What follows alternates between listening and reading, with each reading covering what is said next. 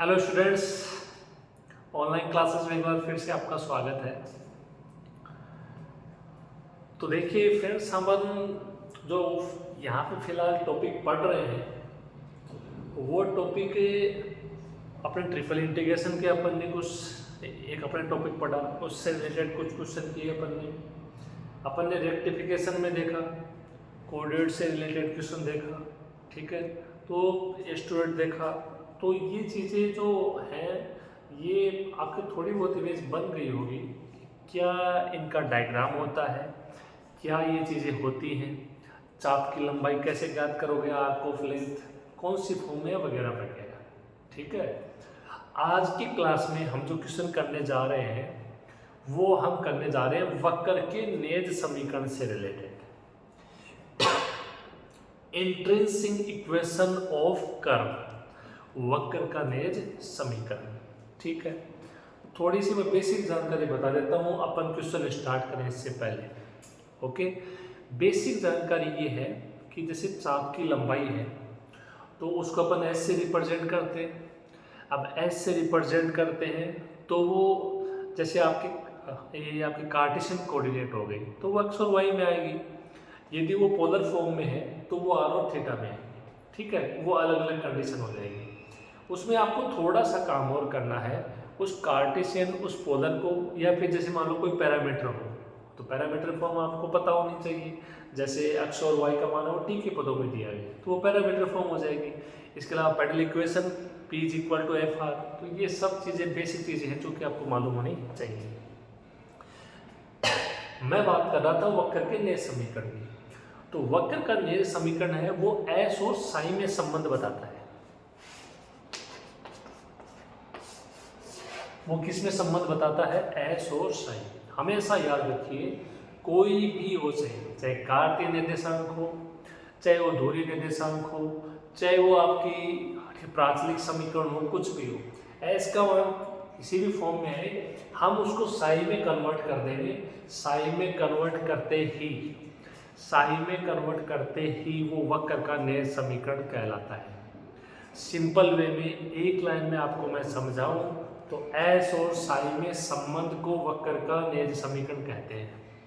एक समीकरण जिसमें एस और साई हो, उसके अलावा सब कांस्टेंट हो, तो ये समझ लेना वो वक्र का नेज समीकरण बोला जाता है, इंट्रिंसिक इक्वेशन ऑफ कर्व, ठीक है मेरी बात। ओके, अब ये अलग अलग है। देखो, जैसे आप एस का मान है वो कार्टेशियन कोऑर्डिनेट में ज्ञात कर रहे हो, ठीक है, कार्तीय निर्देशांक एक्स और वाई में, तो उसको साई में जो कन्वर्ट करने के लिए सहायक होगा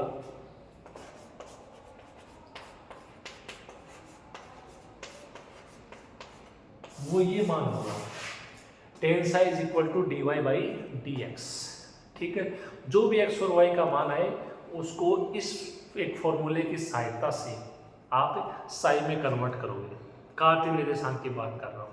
यदि पोलर, अच्छा इसके बारे में थोड़ा सा मैं बता देता हूँ, ये एस और साई होते क्या है। देखिए,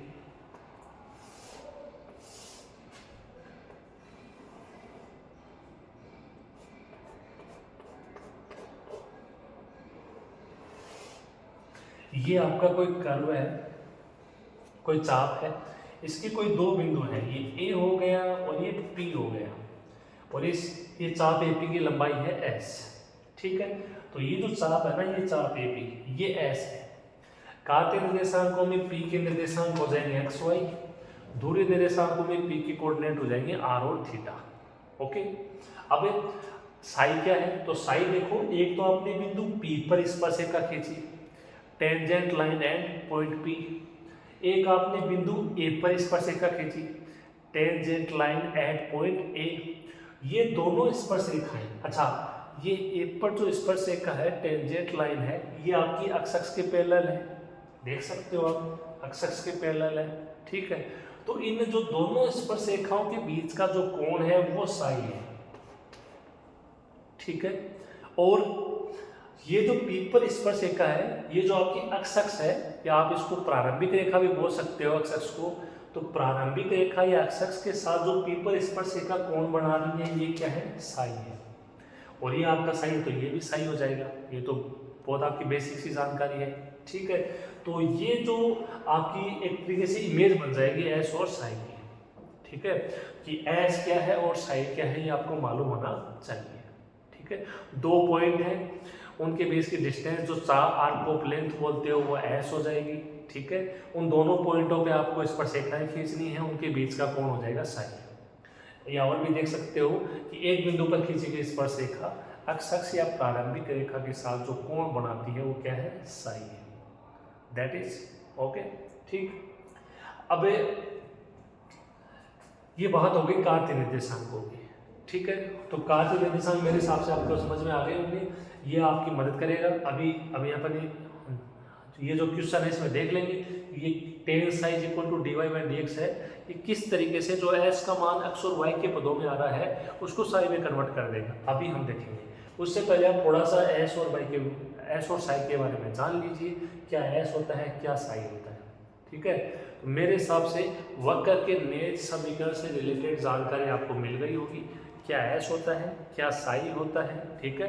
s और साई में रिलेटेड जो इक्वेशन होगी उसको क्या बोलेंगे, वक्र का नेज समीकरण, इंट्रिंसिक इक्वेशन ऑफ कर्व, ठीक है। अब हम इस क्वेश्चन को करते हैं, आपको बेसिक जानकारी मैंने बता दी है, आपके समझ में आ गई होगी। देखिए क्वेश्चन स्टार्ट करते हैं।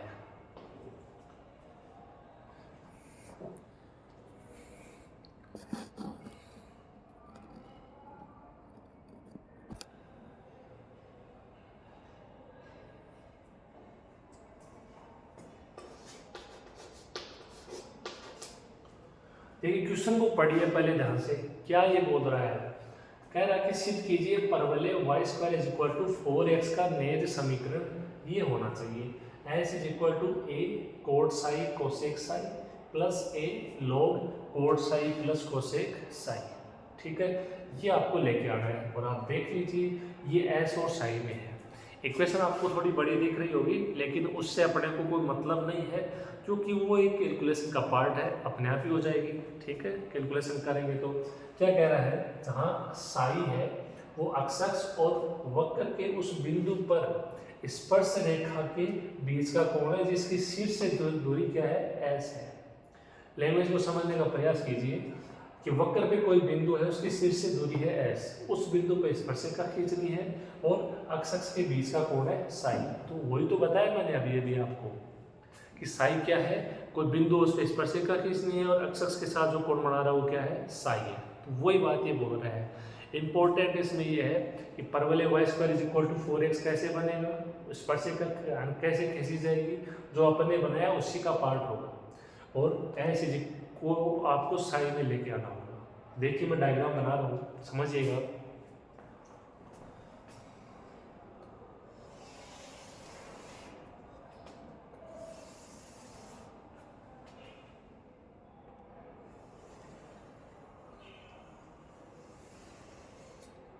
ये आपका परवलय हो जाएगा y square is equal to 4x,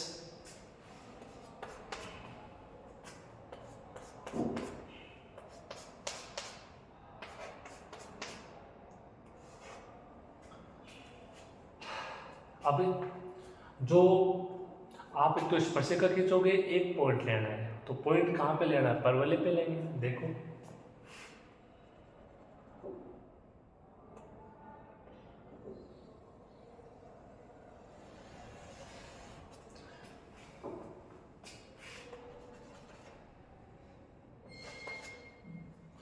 ये कोई पॉइंट ले लिया P, तो ये जो चाप OP दिख रही है ना, ये चाप OP, ये आपकी S हो जाएगी। बिंदु P पर स्पर्शरेखा खींच दी, टेंजेंट लाइन, अक्ष के साथ जो कोण बनाएगी वो साई हो जाएगा। ये लो S और साई में रिलेशन क्या हो जाएगा, वक्र का नेज समीकरण। ओके, तो बस इतना सा था। अभी डायग्राम आपको पता होना चाहिए। देखो परवलय कैसे बनता है, पॉइंट ले लिया, स्पर्शरेखा खींच दी, अक्ष के साथ कोण बना लिया, कितना साई। देखो शुरू करते हैं, डायग्राम आपके समझ में आ गया होगा।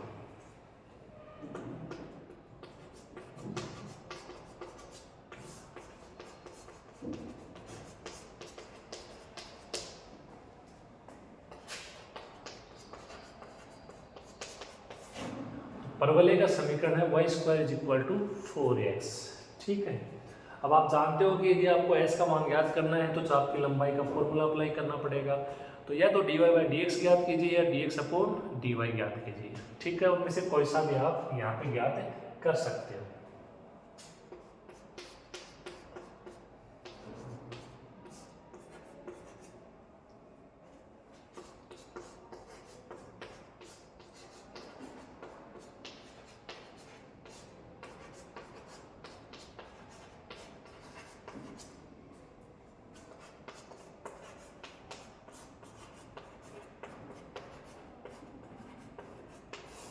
तो देखो यहाँ से मैंने x का मान ज्ञात किया है, x का मान हो जाएगा y square upon 4a। x का y के सापेक्ष करोगे dx बाई dy, उसका मान आ जाएगा 2y अपॉन 4a, काटापीटी करोगे y अपॉन 2a। तो dx बाई dy का मान आ गया y upon 2a। dx by dy का मान आते हैं आपके दिमाग में आना चाहिए कि अब अपने को x की नहीं y की लिमिट चाहिए। ठीक है, क्योंकि x की लिमिट सही होगी जब dy बाई dx ज्ञात करते हैं। ये सब रेक्टिफिकेशन में आपको बता चुके हैं, वहाँ पे बहुत अच्छे से समझा चुके हैं क्या है क्या नहीं है। ओके, अब देखो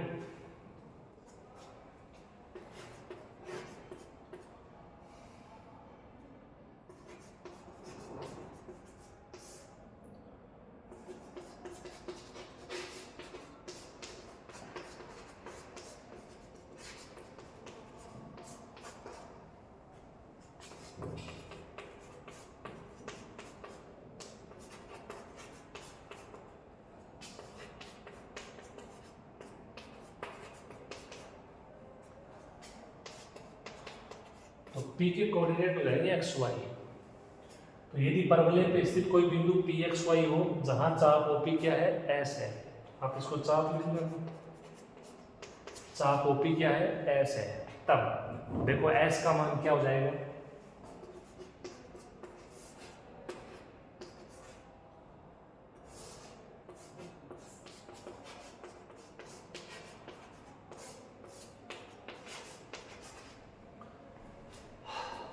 तो एस का मान हो जाएगा, देखो जो आपका वाई होगा उसकी लिमिट चाहिए होगी, तो ऊपर आपको मालूम है कि 0 0 कोऑर्डिनेट है, तो y का मान 0 और p पर y रहेगा y, तो y की लिमिट हो जाएगी 0 से y।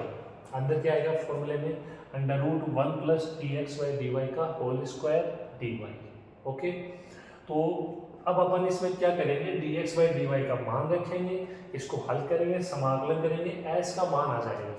इतना आप देख सकते हो कि dx बाई dy का मान y के पदों में है, तो ये s का मान आएगा y के पदों में। ठीक है, इसकी जो भी कैलकुलेशन करेंगे, इंटीग्रेशन करोगे तो s का मान आएगा y के पदों में। ठीक है, और उस y को हम कन्वर्ट करेंगे किसमें, साई के पदों में। साई के पदों में कैसे करोगे, टेन साई की सहायता से। टेन साई मानी dy बाई dx। तो ये क्वेश्चन था, देखो ये इसका डायग्राम हो गया, कोई परवलय है, इस पे कोई पॉइंट P हो गया, इस पे टेंजेंट लाइन स्पर्शरेखा खींचनी, साई हो गया, S हो गया। ठीक है, तो ये बेसिक सी जानकारी है वक्र के नेज समीकरण से कि S क्या होता है, साई क्या होता है। ओके, क्वेश्चन स्टार्ट कीजिए, फिर आगे करेंगे।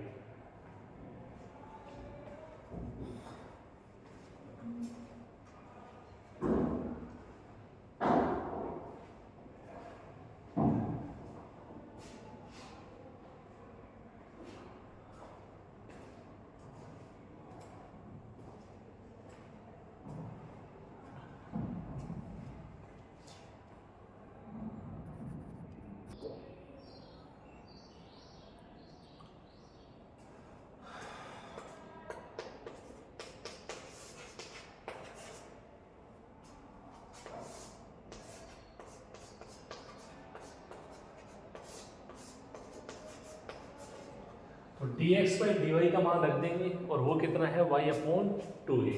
ठीक है, अब देखो ये कितना हो जाएगा, y square upon 4a square. 4a square LCM लोगे तो बाहर आ जाएगा 2a अपॉन में, तो उसको बाहर ले लेते हैं।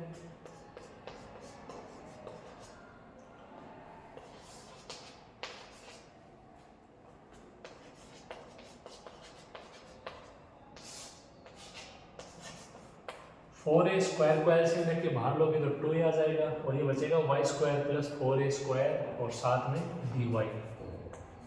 dx नहीं आएगा, dy आएगा ना। ओके, अब इसमें देखिए, आप सोचिए इसका इंटीग्रेशन कैसे होगा। Under root y square plus 4a² का इंटीग्रेशन कैसे करोगे, थोड़ा सा सोचिए आप इसके बारे में। तो इसमें देखो फॉर्मूला अप्लाई हो जाएगा under root x square plus a² का, आपने पढ़ा होगा। एक्स की जगह y है, a की जगह 2a है, क्योंकि 4a² वो 2a का होल स्क्वायर है।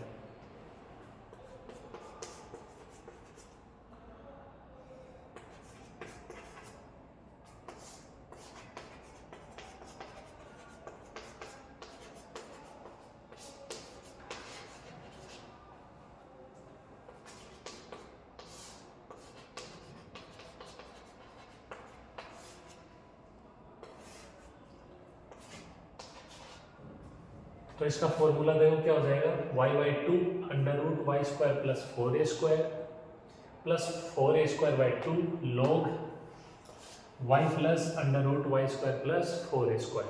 इसका समाकलन हो गया, लिमिट अप्लाई हो जाएगी 0 से y। इसका ये क्यों होता है, ये 12th क्लास का मैटर है, देखो बहुत अच्छे से आपने पढ़ा होगा। फॉर्मूला है under root x square plus a² का। ओके, आइए आगे करते हैं। अब इसमें देखो पहले ऊपर वाली लिमिट अप्लाई करोगे तो y की जगह y रखोगे, कोई फर्क नहीं पड़ेगा। तो हम इसको ऐसे कैसे लिख देते हैं,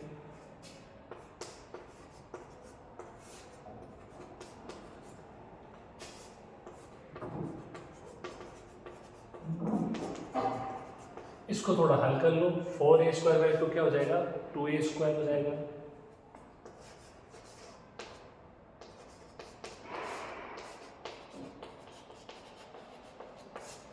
अब आते हैं नीचे वाले लिमिट पे। आप थोड़ा सा एक बार सोचिए इसमें, क्या नीचे वाली लिमिट में y की जगह 0 रखोगे तो क्या पूरा पद है वो 0 हो जाएगा, थोड़ा सा सोचिए।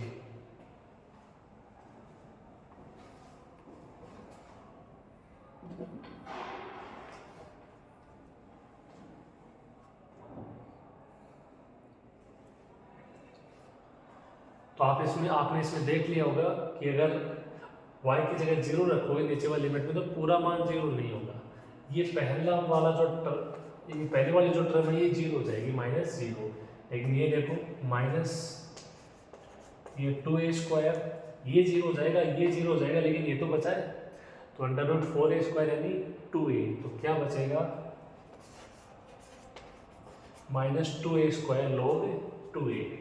ठीक, और बाहर क्या होगा, 1/2a। बाहर क्या होगा, 1/2a। ओके,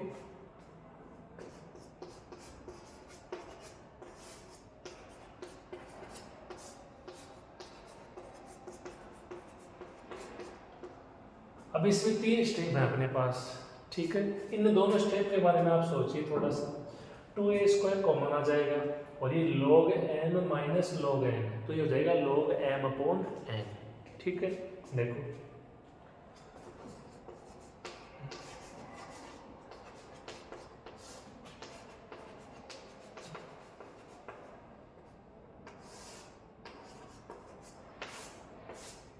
ये लिख दोगे इसको, ये 1/2 बाहर, y/2 under root y square plus 4a², ये 2a² log m/log n। ठीक है, upon n, log m/n। Okay, तो ये अपना मान आ गया s का। ये s का मान है, ये किसके पदों में है, ध्यान से देखिए, ये y के पदों में है। इंटीग्रेशन कर दिया, लिमिट अप्लाई कर दी, उसके बाद है। ठीक है, तो एक तरीके से चाप की लंबाई में तो ये आंसर हो गया। लेकिन अब यहाँ पे आपको नए समीकरण चाहिए, और नए समीकरण चाहिए तो मान चाहिए एस और साई में, और ये एस और वाई में है, तो वाई को साई में बदलेंगे, और वो बदलेंगे टेन साई की सहायता से। वो कैसे बदलते हैं देखिए अभी, इसको नोट कीजिए पहले।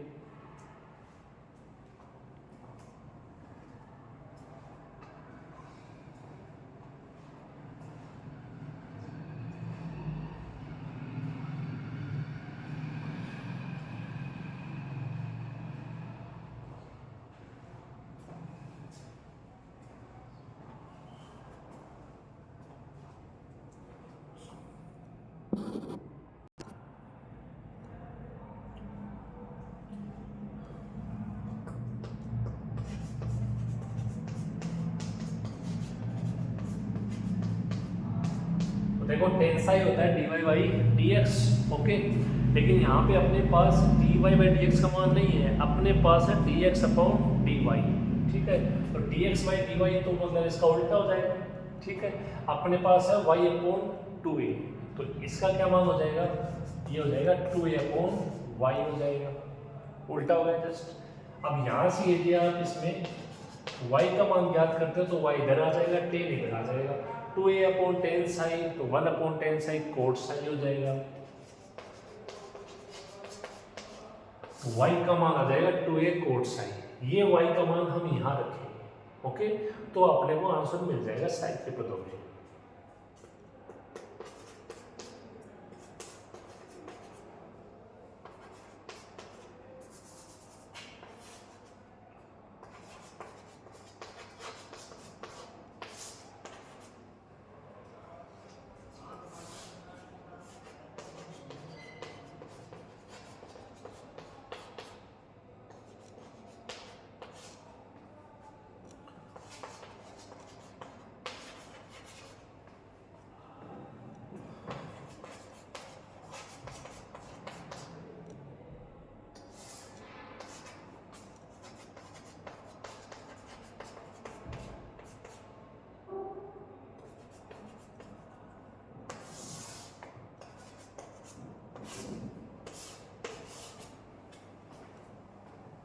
ये आप ध्यान से देख लीजिए, जहाँ जहाँ y है वहाँ पे केवल 2a कोट साई रखा है।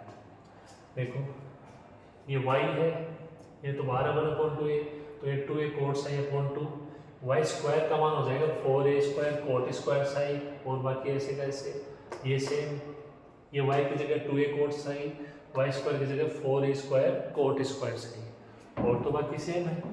ठीक है, तो ये स्टेप आपको बड़ी जरूर दिख रही होगी, लेकिन काटा पेटी करोगे तो आंसर निकल के आ जाएगा।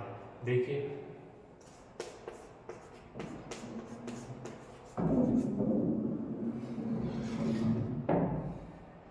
देखो, इसमें 4a स्क्वायर कॉमन आ जाएगा, 4a स्क्वायर रूट से बाहर आएगा तो 2a हो जाएगा, ये 2a ये 4a स्क्वायर में 2 का भाग दोगे तो ये आएगा 2a स्क्वायर कोट साई। ठीक है, अंदर क्या बचा 1 प्लस कोट स्क्वायर साई, तो वो क्या हो जाएगा cosec square Sai, cosec square psi का अंडर रूट कोसेक साई हो जाएगा। ये हल हो गया, प्लस 2a स्क्वायर। अब यहाँ पे भी देखो 4a स्क्वायर कॉमन, उससे बाहर आएगा 2a इसमें भी है, दोनों में 2a कॉमन, और ये 2a से 2a कैंसिल, लोग में क्या बचेगा cot psi plus 1 plus cot square psi का अंडर रूट कोसेक साई हो जाएगा वो भी।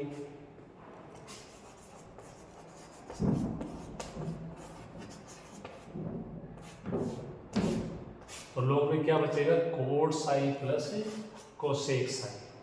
ठीक है, और बाहर क्या रह जाएगा 1/2a। उम्मीद है आपको ये कैलकुलेशन समझ में आ रही होगी।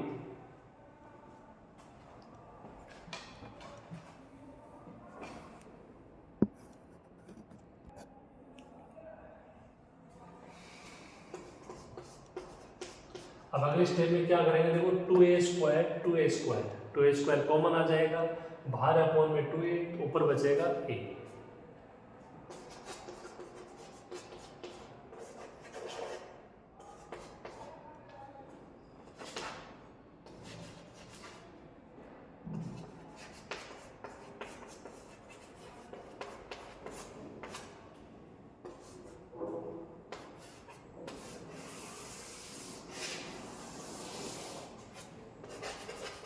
और 2a से 2a कैंसिल होते ही आपका आंसर सामने है, ये 2a कैंसिल हो जाएगा, तो यहाँ से बचेगा a तो बाहर आ जाएगा दोनों में।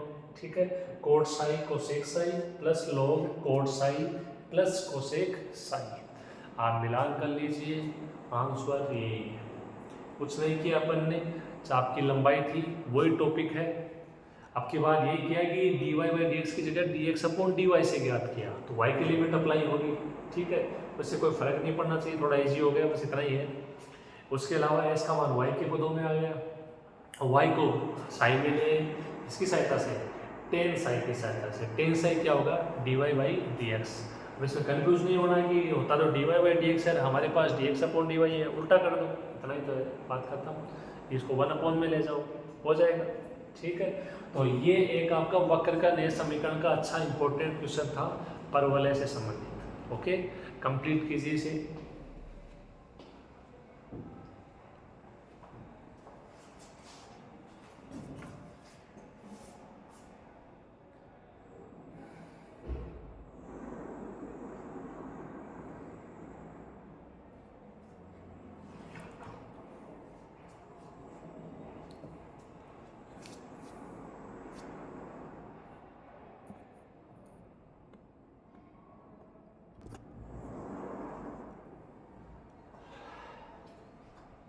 अब नेक्स्ट देखिए, एक क्वेश्चन और है, ये क्वेश्चन आपको करना है, थोड़ी सी मैं हिंट दे देता हूँ। ये कह रहा है कि catenary y is equal to c cos hyperbolic x upon c का निज समीकरण याद कीजिए। पहली बात तो कार्तीय निर्देशांकों में है, ये समीकरण देख लीजिए, इसको केटनरी का समीकरण बोलते हैं कार्तीय निर्देशांकों में। हम केटनरी का समीकरण लेके आएंगे एस और साई के पदों में, ठीक है। तो ये हाइपरबोलिक मतलब अति परवलयिक फंक्शन बोलते हैं, ठीक है। तो इसमें आपको कुछ नहीं करना है, देखो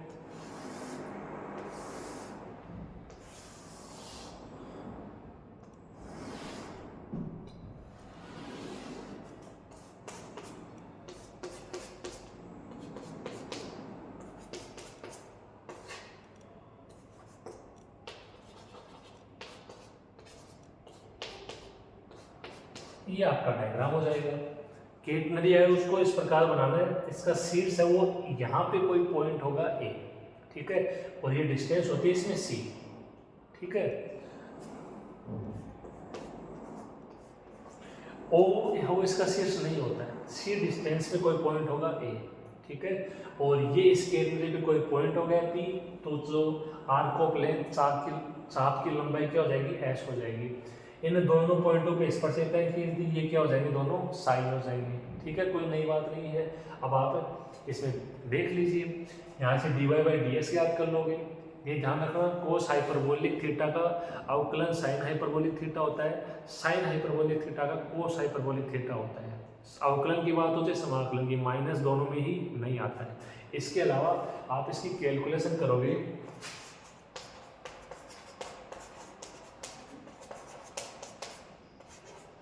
ये एक फॉर्मूला है जो कि आपके काम में आएगा, क्योंकि normally sine square theta plus cos square theta is equal to 1 use करते हैं, लेकिन हाइपरबोलिक में ऐसा नहीं होता है।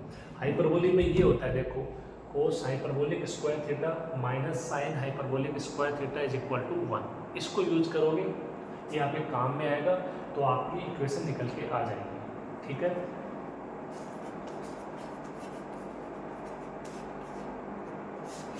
बहुत ही आसान सा क्वेश्चन है, और इस केटनरी का जो नया समीकरण आएगा वो आएगा s is equal to c tan sine, यानी जो d y by d x का मान निकालोगे वही यहाँ पे आप अप्लाई कर दोगे, उसकी जगह टेन साइन हो जाएगा, ठीक है। तो ये केटनरी होती है आपकी, ये चाप की लंबाई हो गई एस, साई देख लीजिए क्या है क्या नहीं है।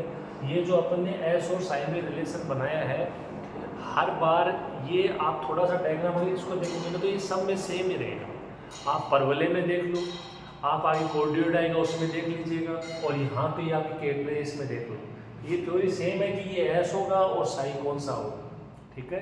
साई दोनों स्पर्शरेखाओं के बीच के कोण होगा, साई एक पॉइंट पर जो स्पर्शरेखा खींची गई है उसका अक्ष प्रारंभिक रेखा के साथ जो कोण बनाया गया है वो साई है, ठीक है।